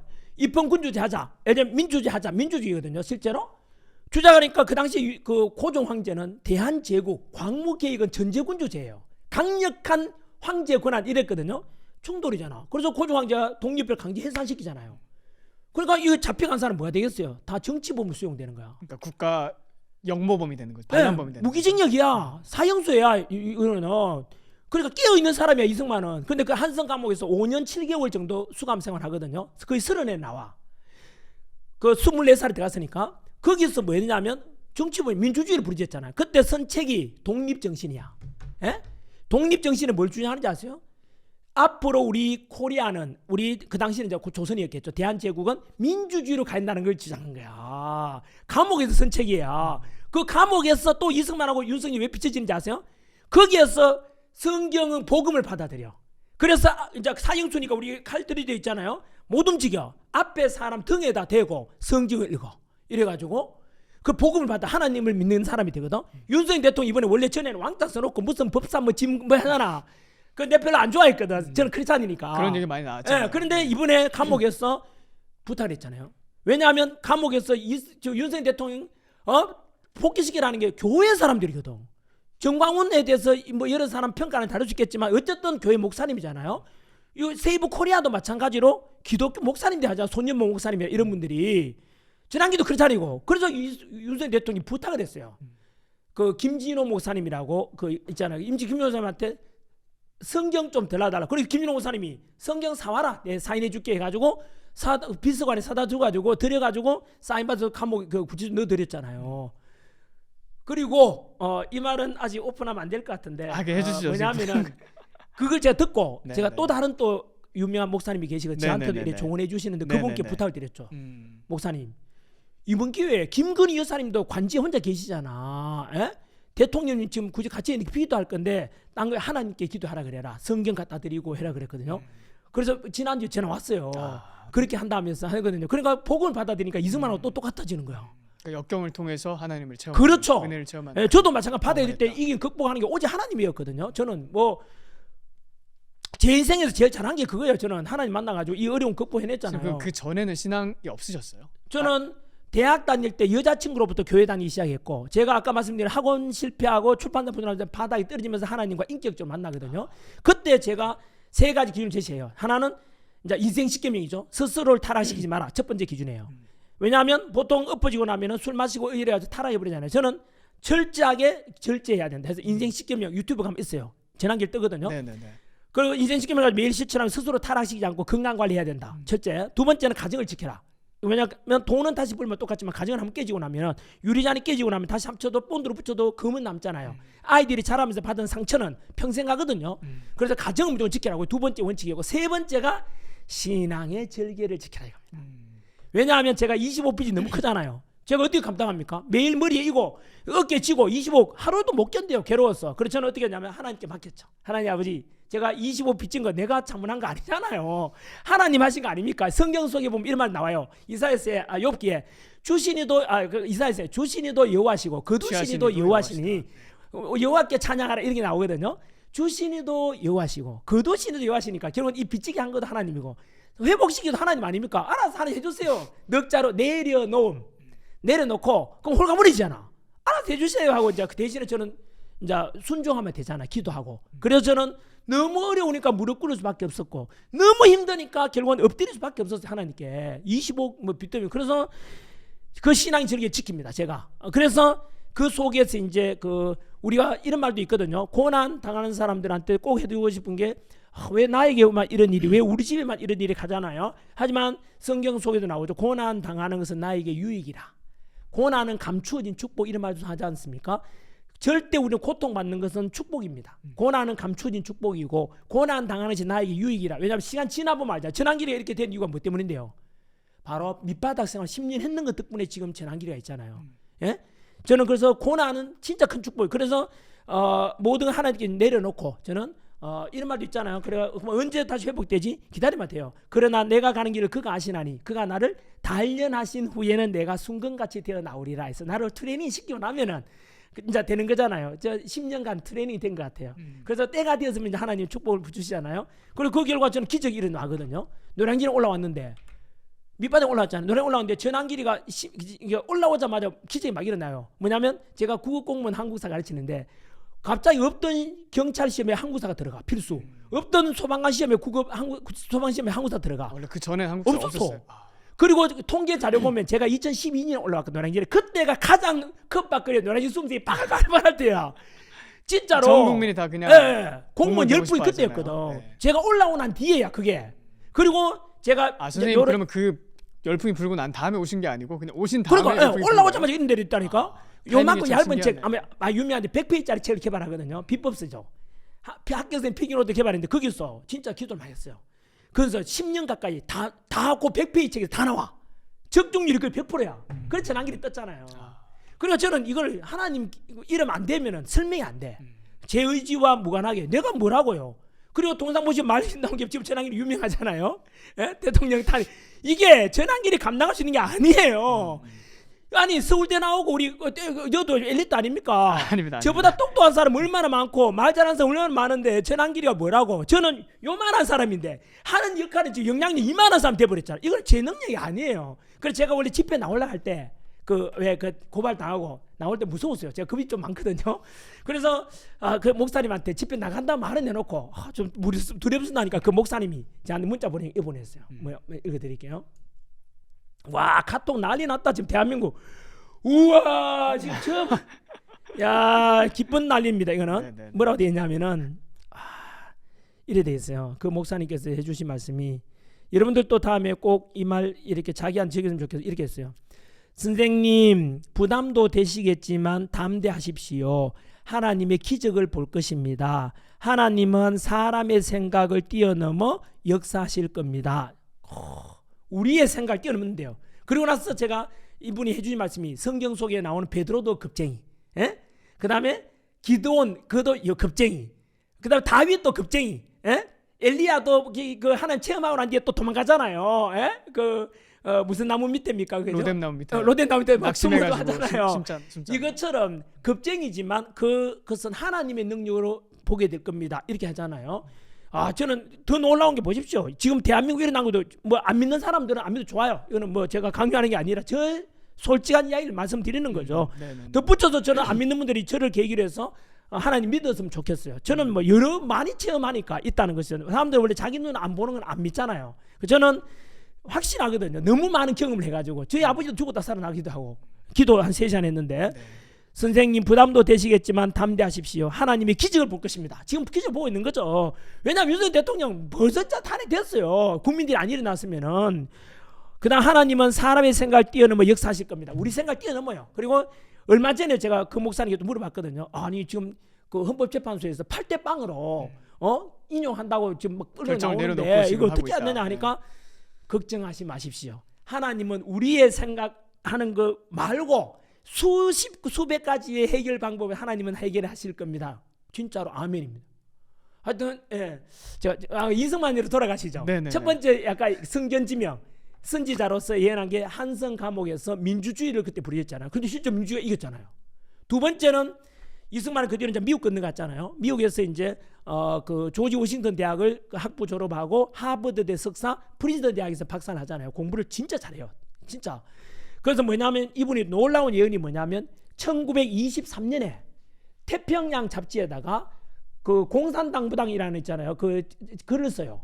그 내용이 뭐냐면 그 공산당은 결국 망할 수밖에 없대요. 왜냐하면 공산당은 똑같이 나누잖아요. 그러면 아무도 근로 의욕이 안 생겨서 다 가난하게 될 거다. 두 번째, 기업가를 인정 안 하잖아. 자본가 죽이잖아요. 그러면 혁신이 없을 것이다. 이런 이유 때문에 공산당은 반드시 망한다고 그랬어요. 또 종교를 없애면 도덕이 그렇죠. 따라간다. 종교가 없어 인정 안 하잖아. 원래 마르크스가 말하기를 종교는 인민의 아편이라 그랬거든요. 그래서 지금 중국 보세요. 사회주의니까 종교 없잖아요. 그 교회 다 불태워버렸고 티베트, 신장, 위구르 지역에 불교 다 탄압하고 있잖아요. 북한에 종교 없잖아요. 이게 공산주의, 사회주의 특징이잖아요.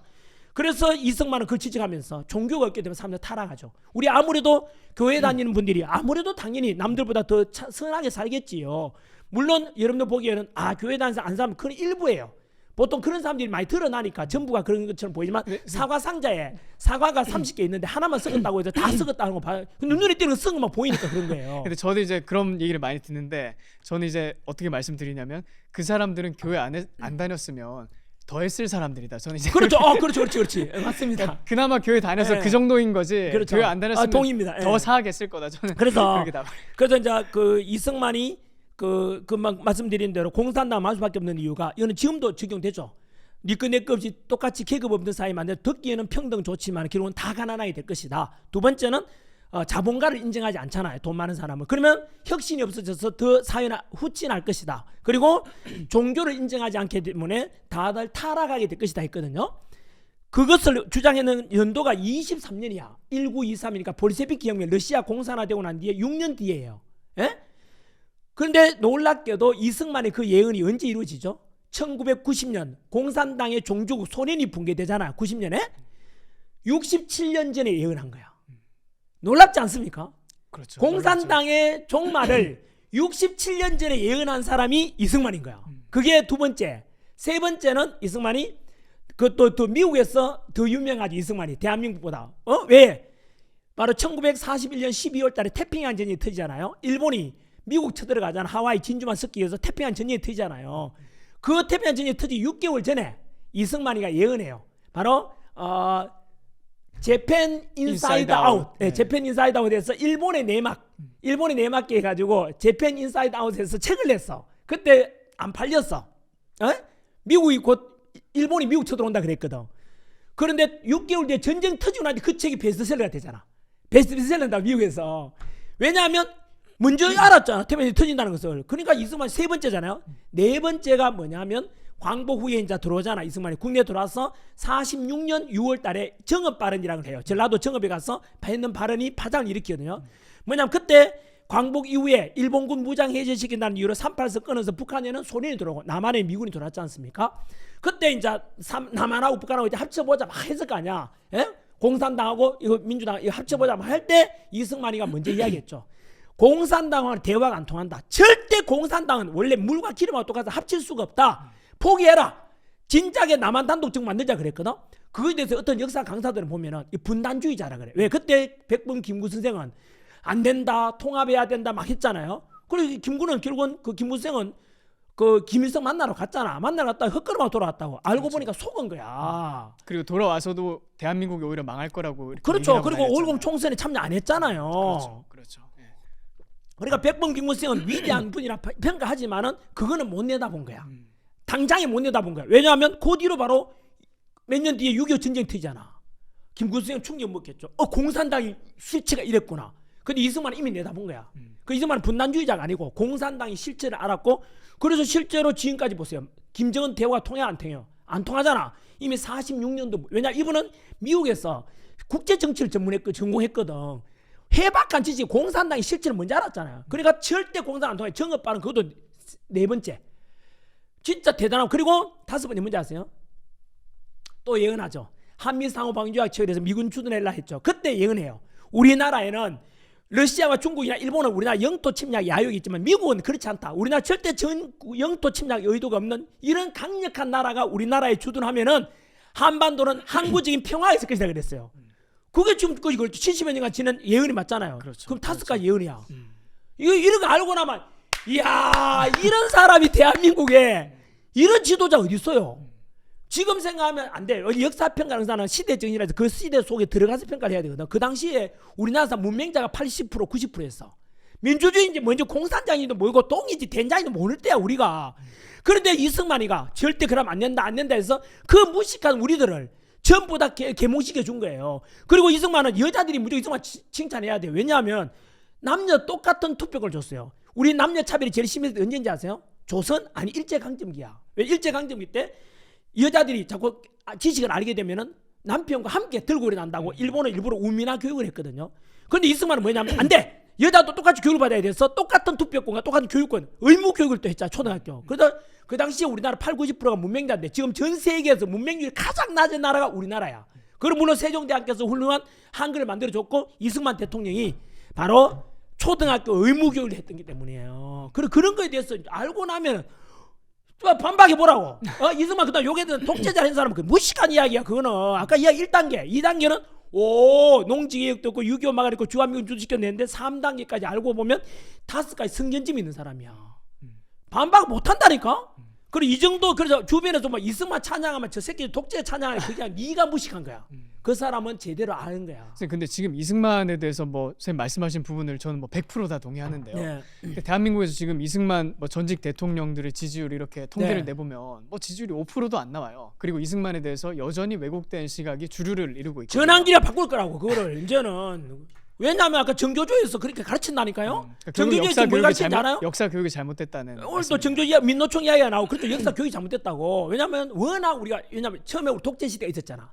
민주화 시대가 있었잖아요. 민주화 시대와 독재는 적이니까. 아까 말씀드렸죠. 제가 학교 다닐 때만 하더라도 박정희 독재자를 배웠다니까.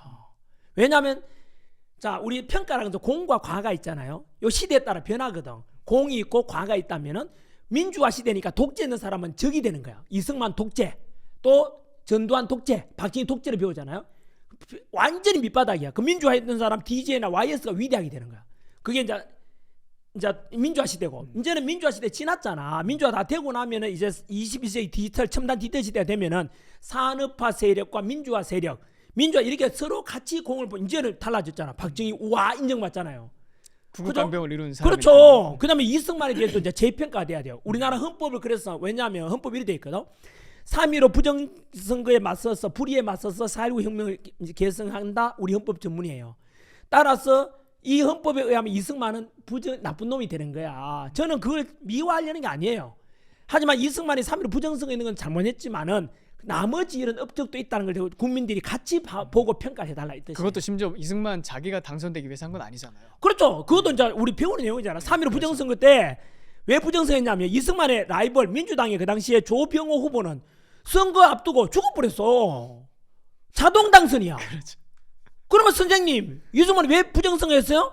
부통령 이기붕 당선을 위해서 밑에 애들이 그렇게 한 거야. 이기붕이 쉽게 네. 말해서 자기 권력 욕 때문에. 그렇죠. 권력 욕 때문에. 그리고 이승만에 대해서는 그래서 그 건국전쟁 영화에도 나오잖아요. 그 4.19 혁명 때 한 200여 명 희생됐잖아. 그 청년들 얼마나 울은지 알아. 이승만이 가슴 아프다고. 프란체스카 여사도 이야기하잖아요. 그 청년들 죽으면 너무 가슴 아프다고. 실제 병문안도 갔잖아요. 그럼요. 병원에 가서. 그래서 그런 건 국민들이 다 알고 재평가 이루어져야 된다 생각하고 정교조도 말 나온 김에 좀 건드리기 쉽지 않은 일인데 네. 지금 우리나라 중고등학교 가면은 동성애에 대해서 당연하고 어떤 학교에 가면 내가 동성애자 커밍아웃 하는 게 되게 용감하게 보인대요. 그거 왜 그런데요? 학교의 잘못된 교육 때문이에요. 예? 그래서 앞으로 정교조는 변했죠. 민노총도 안 그랬어. 민노총이 지금 출마할 때는 안 그랬거든요. 근데 지금 민노총은 보세요. 민노총 안에 노동자는 없어. 얼마 전에 무슨 현대제철 당진에 있는 공장 폐쇄했거든 일부를요. 왜 폐쇄했는지 알아요? 뭐 민노총 때문인가요? 이랬잖아. 현대제철에서 그 노동자들이 뒤에 민노총이 부추겼잖아. 언제나 노사분기 할 때마다 노동자 스포트 하러 가잖아. 뭐 그때 이 근로자들이 4,600만 원 있잖아. 성과급이나 뭐 이런 거 달라 그랬거든. 근데 회사에서는 지금 중국도 자꾸 저렴한 철강 들어오고 트럼프 대통령 관세 25% 부과한다는데 위험하잖아 지금. 그러면 허리띠 졸라매고 살아나자 우리 뭉치자 이래야 되는데 4,600 달라고 회사는 2,600을 주겠다 했대. 그러면 2주 못 받아들이겠다 이래가지고 민노총이 부추겼잖아. 그러다 이제 그리고 4,600 달라고 한 이유가 뭔가 하면 현대자동차하고 똑같이 달라 이거야. 다르잖아 현대자동차랑은. 제철업은 힘들다고 지금. 그런데 민노총이 막 부추겼어. 야 4,600 안 주면은 때려차 이랬잖아. 그래서 회사에서 뭐냐면 이거는 답 없다. 직장 폐쇄해버렸어. 직장 폐쇄하면 그 근로자들 뭐가 돼요? 실직이잖아. 그렇죠. 네. 그럼 그 민노총은 뭐가 돼? 싹 빠져나가 버려. 예? 빠져나가본다니까? 그럼 결국은 근로자들 알아야 되지. 민노총의 노동자를 위한 게 아니라 민노동자가 없잖아. 노동자 지금 다 실직된 그만 현대제철에는 그 전부 다 지금 직장 폐쇄되고 실직한 사람들은 민노총 원망해봐야 뭐 이미 뭔데 끝난 거야. 그렇죠. 그래서 대한민국에 저는 민주노총이 워낙 강하잖아요. 뭐 이래서 근로자들이 다 알아야 되거든. 정조조도 마찬가지. 제가 정조조 1세대거든. 89년도 생겼거든요. 우리 고3 때. 예? 고3 때 정규 처음 생겼거든요. 제가 90학번이라 그랬잖아요. 선생님께서 고3 때요. 예, 고3 때. 그때 정조조 선생님 몇 대인지 아세요? 그 당시만 하더라도 너무 교권이 있잖아요. 교육이 너무 강하고 이다 보니까 권력이 있으니까 부정이 생기잖아. 뭐 촌지 받지 말자. 뭐 그렇죠. 이런 거. 그러니까 촌지 받지 말자고 되게 순수했거든. 정조조 선생님들이.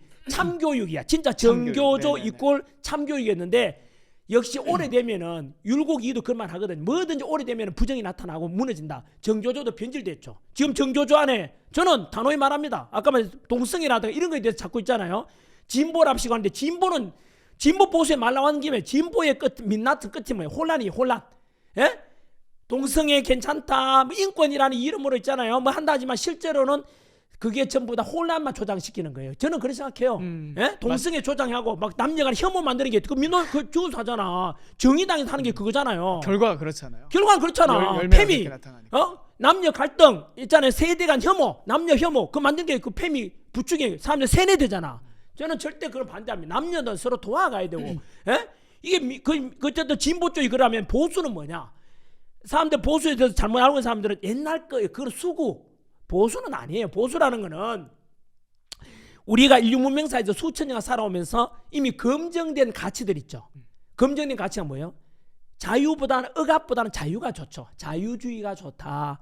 그리고 경제적으로는 공산주의가 아니고 자유시장 경제가 좋다라는 검증됐잖아. 공산주의 멸망했잖아 이미. 자유시장 경제가 좋다.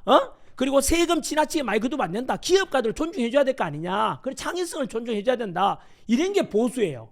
그리고 복지도 마찬가지로 똑같이 나누는 건 이게 아니고 어려운 사람, 장애인이나 진짜 힘든 사람들한테 선별적으로 복지해야 되죠. 그런 복지. 그 다음에 종교의 자유가 인정되고 사상의 자유가 인정되고 그러면 도덕성이 지켜질 거 아니야. 종교의 자유가 인정되면은 이런 게 보수의 가치예요. 그럼 최남기는 어느 쪽이냐? 당연히 보수지. 저는 죽을 때까지 이쪽으로 갈 리가 없습니다. 제 인생 걸고. 진보 좌파 쪽으로. 좌파는 안 갑니다. 좌파 끝에는 하나님이 없거든. 그 하나님 없고 신의 존재 종교의 자유 인정 안 하면 그럼 이제 그 회사 그 사회는 타락하잖아요. 그리고 또 선생님. 그렇죠. 정조조도 그래서 이번에 국민들이 제대로 알아가지고 좋은 점은 계승하되 안 좋은 거는 단호히 있잖아요. 고쳐가야 돼요. 민주노총도 마찬가지로 진짜 민주노총이 하는 게 뭐예요? 노동자 부추겨서 자본가 타도잖아. 그래도 구호하는 게 구호가 뭔데? 머리 두드리고 자본가 타도하자. 자본 타도 이거잖아요. 타도의 대상이 아니지. 포도원 농장이 있어야 거기에 이 품꾼도 와서 일하잖아요. 그런데 포도농장을 없애자는 게 말이 돼요? 다 굶어 죽잖아. 어떻게 자본가 타도의 대상이 되냐고. 자본가 있어야 근로자 일도 하잖아요. 그러니까 그런 걸 부추기는 민노총은 근로자를 위한 단체가 아니죠. 맞습니다. 선생님 혹시 네. 이렇게 말씀하시는 거 듣다 보면 거의 뭐 인생을 통달하신 것 같은데. 통달은 아니고요. 그냥 제가 살아오면서 그냥 경험을 통해서 깨달은 거죠. 이런 거. 선생님 혹시 삶의 의미가 뭐라고 생각하시나요? 삶의 의미 쉽게 단정하기 쉽지 않지만 저는 정해져 있습니다. 저는 인생의 목표가 뭐냐? 하나님을 미소 짓게 하는 것이 내 삶의 목적. 딱 정해져 있습니다. 그리고 어떤 결정할 때는 if 만약에 예수님이라면 어떻게 할 것인가? 예? 묻고 예수님 그래 하나님을 미소 짓게 하는 걸까? 그렇지. 근데 사실 있잖아요. 선생님 오늘 모실 때는 사실 뭐 정치적인 평론이나 이런 말씀 들을 줄 알았는데 거의 뭐 그 전도사님 수준이신데요. 말씀이. 저는 인생 시점이 있는데 그게요. 30에 정했잖아요. 지금 이제 25년 지났는데 제가 우여곡절의 삶을 살았지만 일관된 게 그겁니다. 기준이. 왜냐하면 30살 때 도산한 창훈 선생님 믿음의 선배거든요. 그 도산한 창훈 선생님 일관되게 국가와 민족과 청년들을 위해서 사셨거든. 왜 그랬을까? 매일 아침 일어나면 묵상을 한대요. 국가와 민족을 무엇을 할 것인가 묻고 시작한대. 바로 이거다. 저는 30에 깨달았죠. 왜냐하면 인생사도 잘못 살게 되면 우리가 그 바다를 항해하는 배도 그 마찬가지로 나침반이 있어야 방향 찾고 야간에는 등대가 있어야 찾아가듯이 삶에도 등대와 같은 기준이 필요하다 생각했어요. 그러면은 내 인생 십계명을 정하자. 물론 저는 우리 그 크리스찬적인 성경 그것도 십계명이 있지만 내 개인의 삶에 대한 십계명을 정하셔서 성경을 보고 제가 만든 거예요. 그런데 정말 잘 만들었어요. 제가 똑똑한 게 아니라 성경 말씀이 위대하고 진리이기 때문에 그래요. 제가 첫 번째는 복 있는 사람은 악인의 길을 좇지 아니하며 죄인의 길을 서지 아니하며 오만한 자의 자리에 앉지 아니하고 오직 여호와의 율법을 즐거워하여 주야를 묵상하는 자로다. 시편 1편. 그 다음 두 번째는 지혜로운 자는 시간 아끼느니라. 게으른 자의 길은 가시울타리 같으나 정지한 자의 길은 대론이라. 정직과 성실. 세 번째 말. 물어 더러운 말은 입 밖에 내지 말고 오직 덕을 세우는 데 소용되는 대로 선한 말을 하여 듣는 자들이 은혜를 끼치게 하라. 에베소서의 말씀이고요. 네 번째가 감정 절제에 관한 것.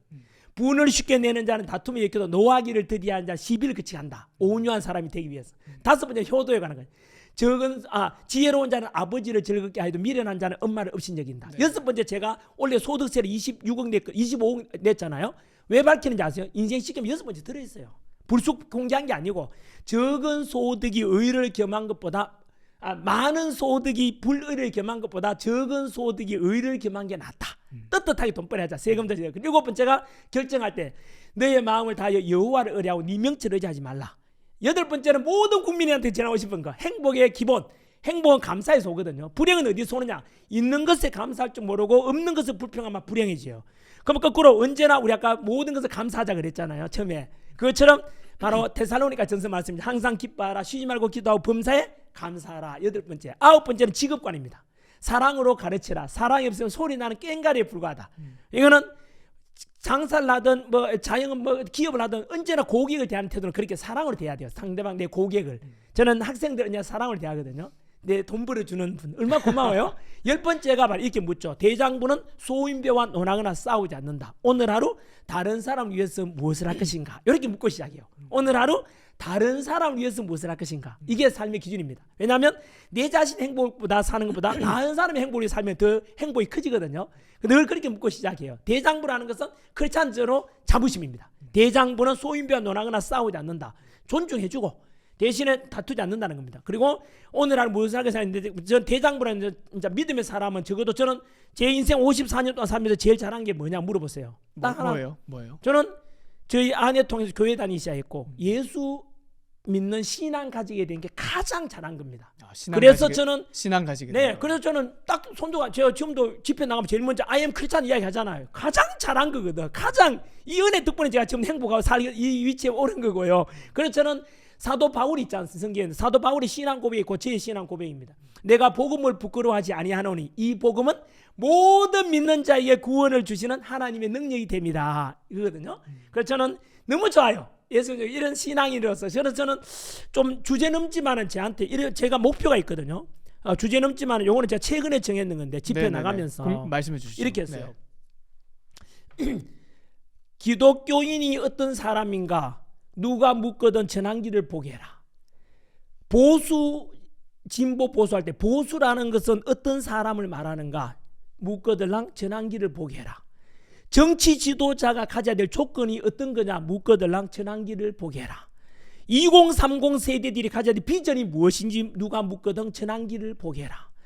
어떻게 살 것인가 묻거들랑 누가 묻거든 전환기를 보게 해라. 이렇게 제가 제 혼자 이거는 메모 이렇게 한 거예요. 네네. 그래서 너무 부족함이 많지만은 그런 기준을 그래도 가지고 이런 기준대로 살아가자라고 살아가겠다. 제가 너무 부족하지만 이제 목표 이렇게 정해놨죠. 지금 아까 대장부라고 말씀해 주셨는데 지금 한국에서 뭐 2030 특별히 그중에 남자들이 고민이 참 많아요. 네. 근데 진짜 그 남자다움이란 게 어떤 거라고 생각하시나요? 그리고 요즘에 제가 받는 느낌은 이 남성들이 이 아버지 같은 인물이 많이 부족하다. 그러니까 멘토가 많이 부족하다 네. 이런 느낌을 많이 받거든요. 그래서 뭐 한국뿐만 아니라 전 세계적으로도 조던 피터슨 같은 사람들이 네. 뭐 열광을 받고 있잖아요. 네. 근데 이 20대, 30대 남자들이 가져야 될 어떤 바람직한 남자다움의 네. 그 모습은 어떤 걸까요? 첫 번째 저는요. 뭐 정치 지도자든 뭐 첫 번째는 그 정직과 책임 이런 걸 이야기해요. 왜냐하면 우리가 자유에도 반드시 책임이 따르잖아요. 또한 공짜도 아니고 freedom is not free 이런 말 있잖아요. 자유는 공짜가 아니다. 지금도 투쟁하는 것도 그렇고 그것처럼 그 자유에는 또 책임이 따른 거고 우리가 뭘 하든 간에 성인이 된다는 것은 책임이거든요. 내가 여친을 사귄다. 책임이죠. 그리고 결혼한다. 가정에 대한 책임이죠. 아이와 아이를 낳는다. 책임이잖아요. 그 책임을 다하는 것이 나는 기본적인 사회 어떤 성인으로서 어떤 기본적인 마음가짐이 아닌가. 그 다음에 해야 될 게 남성으로서 가져야 될 거는 저는 예전에 우리 아버지 어머니 모습이 실제로 말은 안 했지만 그렇게 실천하셨죠. 뭐냐 하면은 아버지 어머니는 이제 책임이죠. 아버지란 이름은 바깥에 나가서 요즘 직장 힘들지 않습니까? 자영업도 힘든데 바깥에 나가서 우리가 아무리 무능하다는 소리 듣고 참 영업 실적 못 올리고 참 그렇지만은 집에 탁 들어오면은 나를 알아주는 아내와 아이들이 있으면 뼈가 으스러진 한이 있더라도 그 가정을 지키려고 하거든. 가족을 지키려고 하는 그게 아버지의 심정이에요. 아버지 책임이고. 그래서 2030 세대 이 방송 본다면은 아버지란 이름은 집에 들어가서 아이들 드문데 내 힘든 걸 절대 다 말 못합니다. 내가 안고 가야지. 힘든 거는 뼈가 으스러진 한이 있더라도 이 가정 지켜야지. 그게 아버지야. 대신에 조건은 그렇게 해서 이제 집에 갔는데 나를 최고로 알아주는, 바깥에서는 대부분 무능하다는 소리 듣고 나도 들어가면 집에서는 나를 최고로 생각하는 아이들이 있고, 그러면은 가정을 지키려고 할 거잖아. 근데 아버지 우리한테 해준 게 뭐 있나 무능하다 이러면은 그 아버지는 기댈 곳이 없잖아. 또 아내가 막 바가지 긁고. 그렇죠. 저는 그래서 남자 이꼬로 저는 책임 또 뭐 늘 그런 생각을 합니다. 네, 성인 대응도 마찬가지고. 책임감. 네. 선생님 근데 이렇게 보면 참 힘이 넘치시는데 이 에너지가 어디서 나오나요? 저 그런 집은 많이 봤거든요. 네, 아니 왜냐면 일반적인 에너지가 아니거든요. 그거는 좀 모르겠죠. 저 모든 영광은 하나님께. 네. 네. 원래 이렇게 에너지가 많으셨어요? 젊을 때부터요? 그 이야기 좀 많이 들었는데 네. 제가 원래 이제 수능 강사할 때 좌우명이 미친 자는 성공한다 이거든요. 미친 자는 성공한다. 뭘 하더라도 그런 어떤 결정은 제재선 이거든요. 제 책에 나옵니다. 이거는 오늘 제 책 소개 하나 해야 돼요. 이거 제가 내 인생 우습지 않다. 우리 노 작가님께 사인해드린 책인데요. 이 책인데 감사합니다. 이 책은 이미요 재작년에 나왔거든요. 한 많이 팔려서 한 6, 7만 권 나갔을 거예요. 인쇄도 제가 전환기를 또 이거 가지고 뭐 돈 벌려고 책 팔려고 왔구나. 그래서 그런 오해가 싫어가 저는 인쇄를 다 기부했어요. 통장 그러세요? 기부했는 것도 제 네이버 카페 오픈 다 했고요. 네네네. 그래서 마음껏 다 봐요. 모든 2030 청년들한테 이 책은 다 보라고 말해주고 싶어요. 그리고 이건 이제 제 삶에 관한 오늘 했는 이야기도 많이 담겨져 있고요. 그래서 인쇄는 앞으로 다 기부합니다. 이거는 그래서 추천해드리고 싶고. 그만 물었죠. 그만 에너지를 어디서 얻으시나요? 에너지. 네. 이 속에 나와 제재선 뭐냐면은 어떤 결정할 때 제재선을 이건 제가 만든 단어인데요. 재미와 재능과 선한 영향력이거든요. 재미와 재능과 선한 영향력 이제 제재선인데 첫째는 재미가 있어야 돼요. 오늘 이 방송 왔잖아요. 재미가 있어야 돼요. 제 군대 생활도 되게 재밌게 했거든요. 왜냐하면 바꿀 수 없는 건 운명으로 받아들이고 그마저도 감사하자 했거든요. 군대 전역할 때까지 못 바꾸잖아요. 그 안에서 즐기는 거죠. 인생 한번 사는 거잖아요. 재미가 있어야 돼요. 그러면 내가 이 일을 할까 말까. 제가 왜냐면 지금도 마찬가지로 좀 집회 나가잖아요. 저는 우울한 아니요. 이것도 저렇게 재밌어야 있어요. 뭐든지 청년들이 또 같이 하잖아요. 그러니까 피할 수 없으면 그렇죠, 즐기면서 그렇죠. 즐겁게 하자. 재미가 있어요. 뭐든지 제가 하고자 할 때는 재미가 있어야 하는 일이었어요. 두 번째 재능이 있어야 돼요. 재능과 재미는 같이 가거든요. 잘하게 되면 재미도 있어요. 그래서 뭐든지 재미지. 그리고 그것이 선한 영향이 돼야지. 누구한테 더 많은 선한 영향이 된가 아닌가 저 결정할 때 기준이거든요. 그래서 그것이 아마 열정을 만드는 동기가 되지 않을까 생각해요. 그리고 신념. 제가 수능 강사할 때도 EBS 강의 평가 그때 전체 1등 했거든요. 왜냐하면 학생들한테 모든 걸 주고 싶었어요. 그 당시에도 열정. 그리고 수능 강사할 때도 그렇고 공무원 강의도 비슷한 것 같아요. 지금 제가 뭐 이 자리 열정 바쳐서 지금 집회 나가고 대한민국 살려내자 자유민주주의 맞세요 했잖아요. 이것도 열정 아니겠습니까? 네네네. 이게 저는 신념인 것 같아요. 신념. 이들에게 같이 가자. 우리 같이 해보자. 이런 신념. 예를 들면 제가 커피 장사를 한다 치면 그냥 커피 마셔서 돈 번다 그게 아니고 이 커피를 팔아서 행복을 준다. 그리고 여기서 끝나는 게 아니라 더 있잖아요. 열심히 그래서 고객을 사랑하고 나는 선한 이야기 준다 이러면 행복한 것 같아요. 결국 마음가짐이네요. 네, 그렇죠. 마음가짐입니다. 맞습니다. 예. 지금 아마 이런 뭐 질문도 많이 받으실 것 같은데 네. 정치하실 생각은 없으세요? 사실 저는 선생님 같은 분이 능력이 안 정치하셨으면 돼요. 좋겠어요. 아니 왜냐하면 제가 정치하려면은요 또 이제 이런 말 하면 그렇지만 정치하는 사람 중에서 워낙 그런 사람 많이 봤잖아요. 어떤 자기 당을 유지하기 위해서 어떤 당에 들어가면 당론에 따라야 되고 자기 자유함이 좀 사라지거든요. 그리고 때로는 오바해서 말해야 되고 진영에 따라서 진영에 따라서 또 거짓말도 때로는 해야 되는 거 정치는 봤잖아요. 저는 그런 걸 못해요. 거짓말 못해요. 거짓말하면 내가 괴로워 못 살아요. 그래서 저는 당에 못 들어가고 이렇게 자유롭게 이야기할 수 있는 앞으로 아마 이런 역할을 하게 될 것 같아요. 그래서 국민들한테 만약에 저를 호응하고 이렇게 지지한다면 이제 정치에다가 쉽게 말하면 입법 감시단처럼 해가지고 야 우리나라 이렇게 법 만들자 헌법재판소 개혁해야 되지 않냐 중앙선관위 문제 많잖아 개혁해야 되잖아 이런 요구를 저는 하는 그런 역할을 하고 할 것 같아요. 그게 저한테 맞는 것 같아요. 네, 알겠습니다. 선생님 마지막으로 우리 시청자분들에게 네. 한 말씀 남겨주시고 방송 마무리하겠습니다. 네, 시청자 여러분 끝까지 들어줘서 감사드리고요. 오늘 이 진짜 이 방송 중에 와 이런 거 보기 드문 장면 역사적인 일이라서 역사적인 대한민국 역사가 바뀌는 걸 여러분들이 직접 목격했어요. 와 진짜 대한민국 우리 2030 세대 제일 먼저 생각이 나요. 그리고 현장에 그 있잖아요 나왔던 분들 그 부산역에서 그 비 오는데 겨울비 맞으면 동대구에 그 추웠고 광주 대첩에서 이겼잖아요. 광주 깨어있는 광주 시민 여러분, 그리고 대전 시민 여러분, 서울 이후 광화문이나 여자 나오신 분들, 그분들이 이겼습니다. 그래서 공정과 상식이 승리했고 그분들이 제일 먼저 생각이 나요. 너무 고맙다는 생각이 들고 대한민국 살아있다, 위대하다, 그리고 우리 자유민주 체제 만세 지킬 수 있겠다 생각 드는데요. 끝까지 들어서 감사드리고 덧붙여서 이 팟캐스트라면 뭐라 해요? 팟캐스트요. 팟캐스트. 이거 우리 노태정 작가님이 정말 내용도 있고 정말 존경할 만한 훌륭한 분이에요. 그래서 이 방송을 듣는 분들도 뭐 끼리끼리 모이잖아요. 수준이 높다 생각하고 앞으로도 우리 그 기성 또 언론 비판해 버리는데 기존 그 왜곡 보도한 그런 방송을 의끼지만 이런 방송을 보면 인격도 성숙되고 지적인 수준도 높아진다고 생각해요. 굉장히 추천드리는 그런 방송이기도 합니다. 강추, 좋아요, 구독, 좋아요 눌러주시고 알림 설정 해가지고 이 방송이 또 오늘 제가 했는 것도 많이 알려주면 좋겠어요. 이건 뭐 대박 이 사건이거든요. 그렇죠. 네. 전환기 선생님 오늘 시간 네. 내주셔서 감사합니다. 감사합니다. 저도 너무 감사드립니다. 네. 이 방송 중에 이런 일이 있다니 진짜 놀랐습니다. 춤추고 싶습니다. 대한민국 만세.